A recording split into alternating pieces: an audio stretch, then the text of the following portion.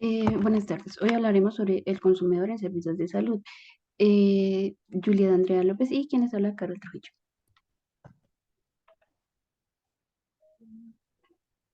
Entonces, algunos aspectos del consumidor generales son: el consumidor es aquel individuo que potencialmente demanda un bien o un servicio. Abarca ciertos Abarca ciertas premisas básicas para poder tomar mejores decisiones y satisfacer pues al máximo sus necesidades. Entonces, algunas de ellas son pues necesidades limitadas, que son, por ejemplo, la supervivencia, la comunicación, el conocimiento, entre otros. Los deseos de satisfacción, que pues el consumidor siempre va a tener deseos de satisfacción dependiendo del mayor número de necesidades. Partimos del principio general de la economía, en el que siempre las necesidades son ilimitadas y los recursos ilimitados. Entonces, límites del consumidor. El consumidor debe enfrentarse a límites como elegir el precio de los bienes y gastos, las preferencias de adquisición, la información insuficiente, entre otros. La distribución racional de los recursos, pues en esto debe distribuir de mejor manera los recursos para tomar las mejores decisiones dependiendo de su economía y de sus posibilidades. Dentro de esto, pues tenemos también los bienes. Y dentro de los deseos de los consumidores, pues encontramos los bienes intermedios o de materias primas, que son el objeto tangible para crear algún otro bien. Los bienes finales de consumo, que son objetos tangibles con el propósito principal de satisfacer la necesidad de personas, como el alimento, las prendas de vestir, entre otras. Los bienes finales de capital, que son aquellos bienes tangibles cuyo propósito es aportar el mayor proceso de producción para otros bienes, por ejemplo, las computadores, las máquinas de coser, entre otros. Asimismo, pues tenemos los servicios, que sabemos que los servicios son aquellas actividades que se prestan de manera intangible y que sirven para satisfacer algunas necesidades sin entregar un objeto tangible. Por ejemplo, una cirugía, un masaje, asesorías, entre otros. Los servicios intermedios son aquellos que contribuyen a formar parte de un proceso de producción de bienes de otros servicios, como el uso, el transporte. Los servicios finales, que son aquellos que cubren de manera directa las necesidades de los individuos. Por ejemplo, una consulta de psicología, una carrera de taxi o una asesoría. La función de la utilidad. Entonces, dentro de todo esto del consumidor, encontramos la utilidad, que se mm, conceptualiza sobre la capacidad de un bien para satisfacer las necesidades de satisfacer las necesidades y cumplir con un objetivo. Dentro de la utilidad, pues encontramos el punto de satisfacción, y que es el punto de consumo de un bien. ¿Lo puedes pasar, por favor? Dentro de las preferencias, dentro de la utilidad encontramos preferencias e indiferencias. Inicialmente, la preferencia, pues, depende de la satisfacción que puede brindar un bien al consumidor, dependiendo de las necesidades en un determinado momento. Dice, dentro de los bienes existentes para cubrir las necesidades, existen pues gran variedad, dentro de los cuales podemos escoger pues el que mejor se acople a nuestras necesidades. La preferencia también se define como la tendencia o gusto del consumidor por elegir un satisfactor en razón a los atributos reales o ficticios aspirados por el mismo. Leyes o axiomas de la preferencia. Entonces tenemos el axioma de comparación, en la cual pues tenemos dos productos y entre esos dos elegimos uno u otro o ninguno. Por ejemplo, podemos elegir entre un vaso de gaseosa o un vaso de agua, o podemos no elegir ninguno. Tenemos la axioma de transitividad, que es en el cual entre varios objetos, varios bienes, podemos escoger uno por encima del otro. Los categorizamos uno, dos, tres. La manzana sobre el paquete de papas, por ejemplo, pero el paquete de papas sobre el yogur, por ejemplo. También tenemos las acciones de insaciabilidad, ya que las necesidades pues son ilimitadas, los consumidores no podrán satisfacer todas sus necesidades aunque tengan acceso a muchos bienes. Pero en conclusión, en mayor consumo es mejor que el menor consumo. Decía la guía que es mejor ir dos veces, que si el consumidor puede elegir, es mejor ir dos veces al cine que ir una vez, o es mejor ir tres veces al cine que ir dos veces. La clasificación de los bienes. Entonces, los bienes se pueden clasificar entre similares, que son aquellos que el consumidor considera que brindan la misma utilidad.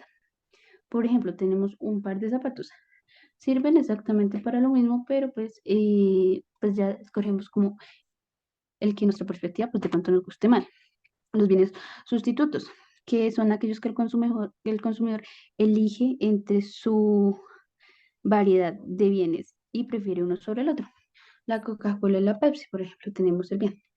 Y acá ya tenemos los bienes complementarios, que son aquellos que nos sirven para complementar otra cosa. Tenemos el vaso de leche, pero lo complementa la galleta, por ejemplo. Las preferencias y restricciones. Entonces se debe entender que una cosa es la combinación de posibilidades de consumo que está dispuesto a adquirir y otra muy diferente, la combinación de posibilidades que el consumidor estaría en la capacidad de adquirir. Una cosa es lo que queremos y otra cosa es lo que podemos obtener.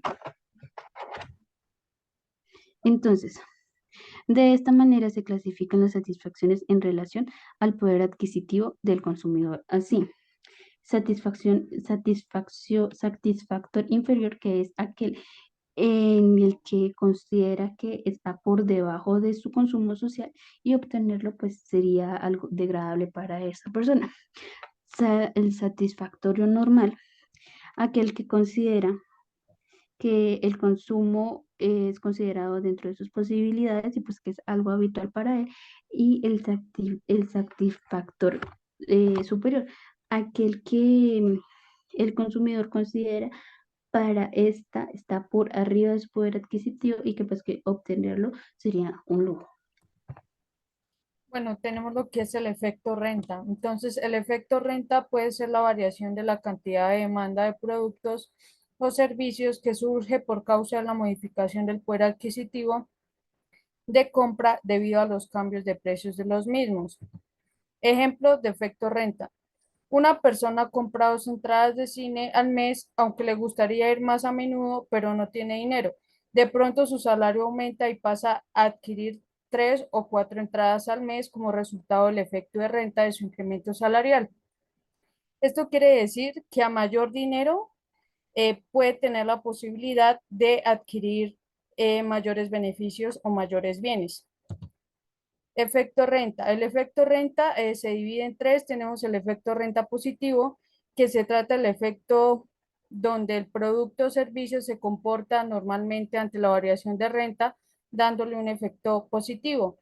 Tenemos el efecto renta negativo, que este efecto se da cuando el producto es inferior a la renta, por lo tanto se producen los casos cuando los productos son inferiores, y tenemos el efecto renta nulo, que se produce cuando el producto es independientemente total de la renta, lo que indica que sus variaciones no le causan ninguna afección a la demanda. Tenemos lo que son los efectos de cambio de precios. El efecto de precio es el cambio de la cantidad demandada de un bien o un servicio cuando se modifica su precio, mientras que el resto de las variables se mantienen constantes. Otros precios, ingreso, preferencias del consumidor, entre otros. Ejemplo de efecto de precios. Supongamos que el precio de la hamburguesa sigue siendo de 10 pesos, pero el ingreso disponible de los individuos para el consumo es ahora de 600. Aumento de la renta. Se puede establecer con facilidad que el máximo número de hamburguesas que podría adquirir ahora sería de 12 por el efecto del aumento de la renta. Entonces, tenemos que el producto vale igual, pero entonces la persona está ganando más dinero, lo que hace que pueda adquirir más productos. Efecto de renta de precios. El efecto de precio cuenta con dos componentes que son efecto de sustitución, que modifica la cantidad de demanda que surge específicamente durante el cambio relativo de precio de bienes y tenemos el efecto renta que modifica la cantidad que se demanda por el cambio del poder adquisitivo a causa del cambio en el precio. Óptimo del consumidor. Es aquel punto en el que el consumidor encuentra su mayor utilidad para unos precios y una renta dada. El consumidor se encuentra en equilibrio cuando con la renta o presupuesto que dispone, cuando puede adquirir los bienes que le reportan la mayor satisfacción. Relación economía-salud. Entonces, en esto decía la guía, nos especificaba dos definiciones. Economía social, que es la disciplina que se ocupa específicamente de estudiar los problemas económicos relacionados con el bienestar social, es decir, condiciones de acceso y calidad en educación, salud, vivienda. Y nos hablaba también de la empresa social, que se entiende como aquella que busca cumplir su misión social de manera eficiente, es decir, sin dejar de lado la posibilidad de ser exitosa financieramente, logrando la obtención de utilidades que le permitan ampliar su cobertura o mejorar la calidad de bienes y o servicios sociales que presta. La economía de la salud se ocupa de analizar tres aspectos básicos: la estructura de los mercados y la forma en que estos operan, las características particulares de la demanda por servicios de salud, dado que en este caso es el médico el que toma las decisiones, y la tercera, los determinantes de la oferta de servicios de salud y las condiciones de retribución por gastos médicos, medicamentos, etcétera. ¿Cuál es la relación entre la economía y la salud?